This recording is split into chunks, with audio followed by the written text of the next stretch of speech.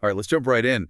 Today we're diving deep into a topic that's, well, it's generating a lot of buzz, that's for sure. Climate change, Yeah. and specifically some recent political appointments that are raising eyebrows, to say the least. We're talking about Chris Wright, nominated for Energy Secretary, and Lee Zeldin for EPA Administrator. Two very, very significant nominations. Absolutely. And, these nominations are happening against a backdrop of, well, those devastating wildfires in Los Angeles. Yeah, a real tragedy. Absolutely. Uh-huh. Over 40,000 acres burned, 25 lives lost, and the fight to contain them is still ongoing. It really brings the issue of climate change front and center, wouldn't you say? Oh, absolutely. And it really underscores the urgency of the situation, the need for, decisive action.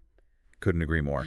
Before we get too far into it, though, a quick shout out to all the weather geeks out there. Okay. If you're looking for some seriously cool meteorological content, check out meteorologist Rob Jones.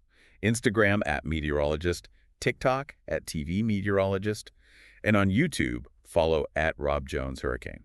Wow, that's a lot of platforms. He's everywhere. Hurricanes, forecasting, climate, you name it, he covers it. Oh, and his podcast, Meteorology Matters, is definitely worth a listen. He's even got videos from hurricane chasing and samples of his own, on-air work in television. Sounds impressive. He's the real deal. Okay, now back to our deep dive. So these nominations, they're happening at such a crucial time, with climate change becoming more and more, well, impossible to ignore. Right. What's your take on the significance of these nominations, especially given, like we said, the current situation? Well, I think they offer a kind of a window into how the new Trump administration might approach climate change policy.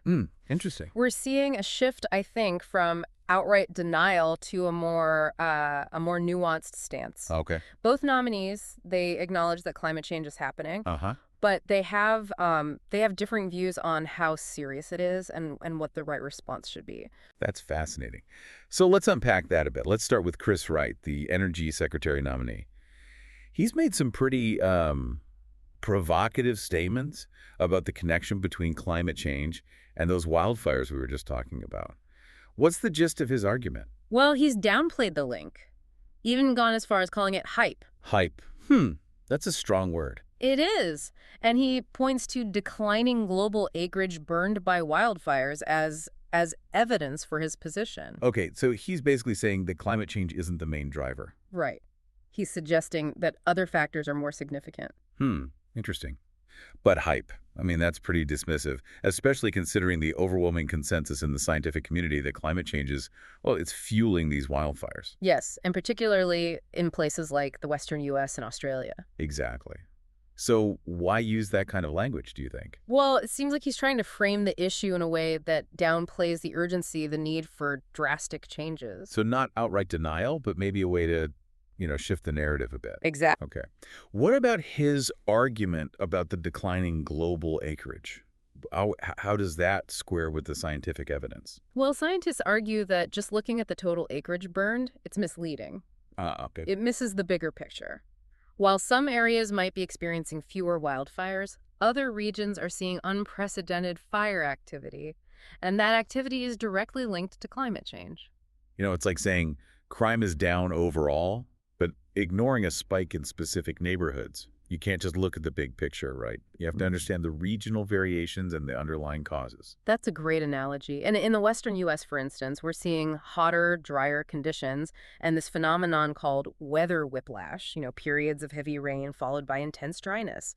It's creating perfect conditions for these massive fires to ignite and spread. Wow. Weather whiplash. That sounds intense. It is. And it's making these fires much more difficult to control. So is that all Wright has to support his position?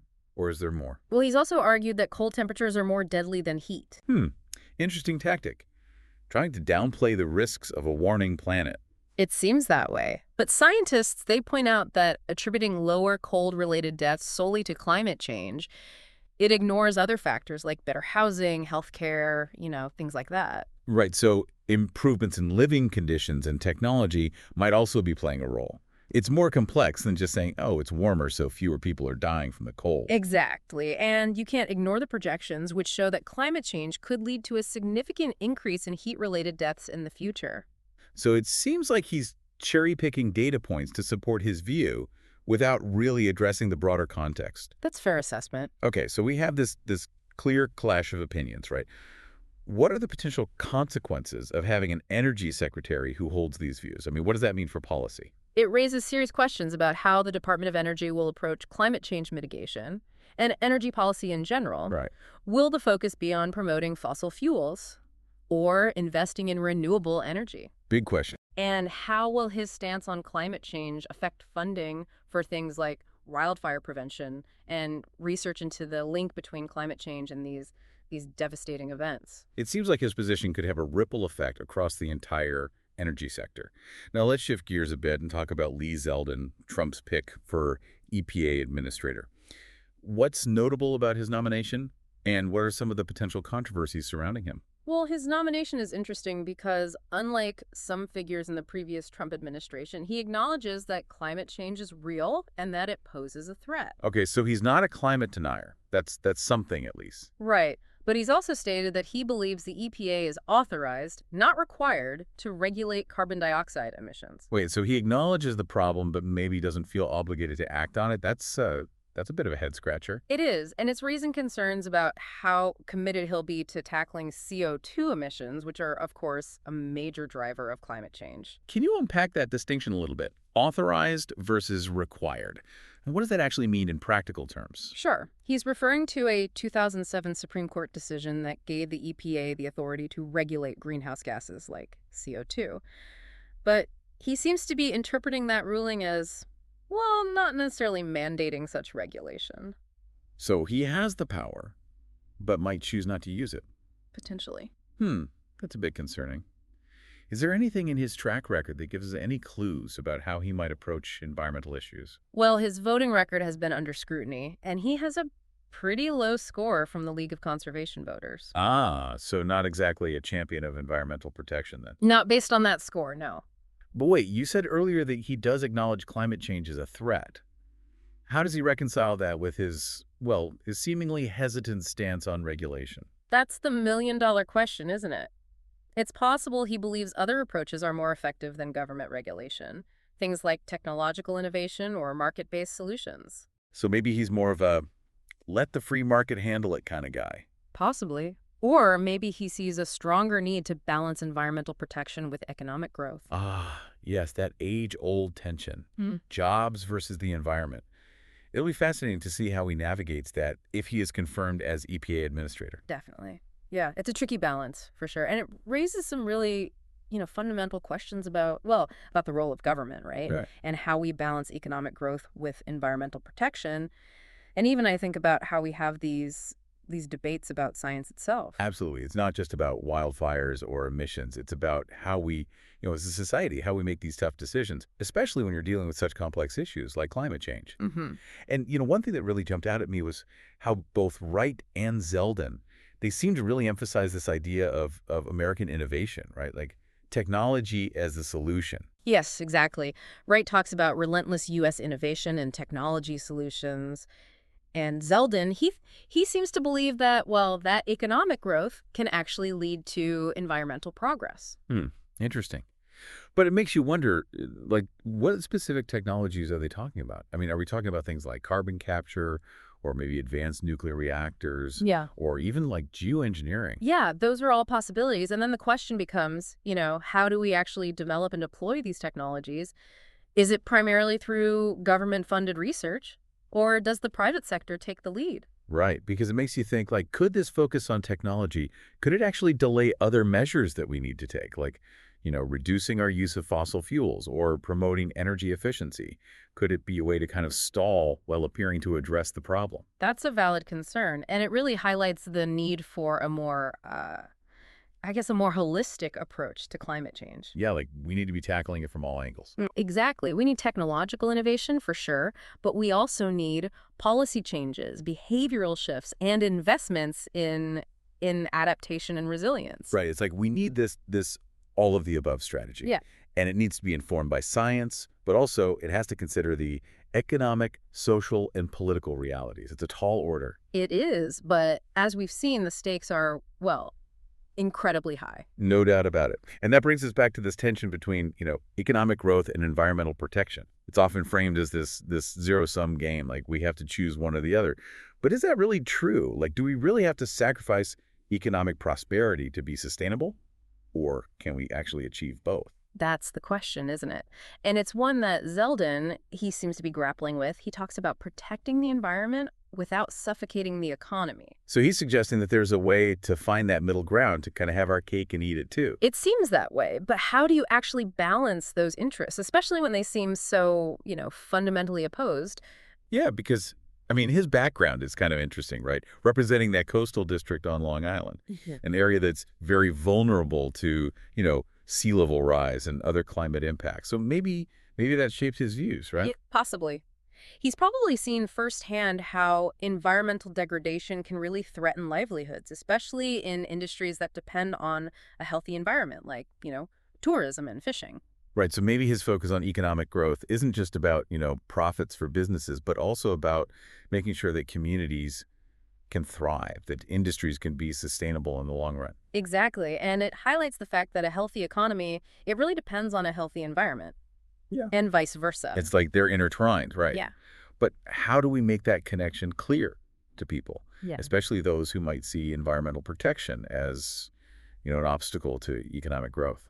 Well, I think that's where the role of science and really public discourse becomes so important. We need to make sure our policies are grounded in the best available science. But we also need to be, flexible and adapt as we learn more. And, we need to create spaces where we can have these thoughtful, respectful conversations, even when we disagree. It's about fostering this culture of curiosity, right? Yeah. And critical thinking, where we're constantly questioning our assumptions and, looking at the evidence and trying to understand different perspectives. Yeah. But how do we do that in a world that often seems so polarized, so resistant to, nuanced conversations? It's not easy, but it's absolutely essential. And I think it starts with the commitment to listening to each other, even when we hold different views, trying to find that common ground while still acknowledging, that we might have differences, recognizing that at the end of the day, we're all in this together. Right. And the best solutions, they're probably going to come from collaboration, from tapping into that collective wisdom. It's a powerful message, and one that I think resonates with people, regardless of their politics or their views on climate change. Because at the end of the day, we all want a future where our kids and grandkids can thrive. And we all have a role to play in making that future a reality. Absolutely. But it's important to acknowledge that we're at a critical juncture. The decisions we make now in the coming years, they're going to have a profound impact on the trajectory of climate change and the future of our planet. So as we wrap up this part of our deep dive, what are some key questions that our listeners should be thinking about, as they consider these nominations and really the broader issue of climate change? Well, I think it's worth asking ourselves, what role should the U.S. play in addressing climate change on a global scale? Right, because we are a global leader. Exactly. And given our historical contribution to greenhouse gas emissions, what responsibility do we have to help mitigate the impacts and to support, developing countries as they transition to cleaner energy sources? Welcome back to our deep dive. Yeah. We've been really digging into these nominations. Chris Wright for Energy Secretary, Lee Zeldin for EPA Administrator. Their views on everything from wildfires to CO2 emissions and that whole struggle between, growing the economy and protecting the environment. Yeah, some really key issues. Absolutely. But let's step back from it, big picture time. What are the big trends that are shaping, the whole climate landscape, both here in the U.S. and globally? Well, I think one of the most striking trends is just, the sheer urgency of the climate crisis. We're seeing the impacts, happening right now all around us. Yeah, absolutely. Extreme weather events, sea levels rising, loss of biodiversity. It's alarming. And the science is clear. We need to act, and we need to act decisively to mitigate these impacts and, to avoid those worst case scenarios. And yet, here we are, still debating, still disagreeing about what to do, how to move forward. Some folks are pushing for a rapid shift to renewables. Others are banking on, technology or market-based solutions. It's a lot to navigate. How do we even begin to find a path forward with so many different opinions, so many different approaches. It's definitely a challenge, but I think what's encouraging is that these discussions, they're not just happening in, scientific journals anymore. They're happening everywhere, in our communities, in businesses, in government. That's true. We're seeing young people demanding action. Businesses, even investors, are putting pressure on governments to be more ambitious with their climate policies. It's almost like it's gone from this niche scientific debate to a much broader conversation about our values, our priorities, what kind of future do we want? Exactly. And I think that shift is reflected in how we talk about climate change now. It's not just an environmental issue anymore. It's a social justice issue. It's an economic issue. It's a national security issue. It touches everything. It does. And that reframing, I think it's crucial because it brings more people to the table. Faith-based organizations, labor unions, healthcare professionals, everyone's starting to see how climate change will impact their lives, their communities, their work. It's like we're finally starting to connect the dots. Right, and that's key because to really tackle climate change, we need everyone on board. It can't just be scientists or activists. It has to be a collective effort. A global effort. Absolutely. It's a global challenge that demands global cooperation. So where do we start? Where's that collaboration most critical?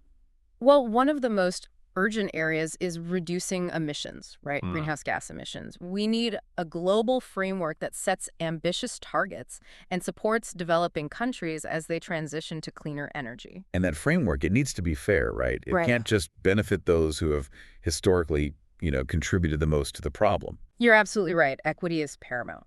And it needs to be flexible, too. The science is always evolving, technology's changing.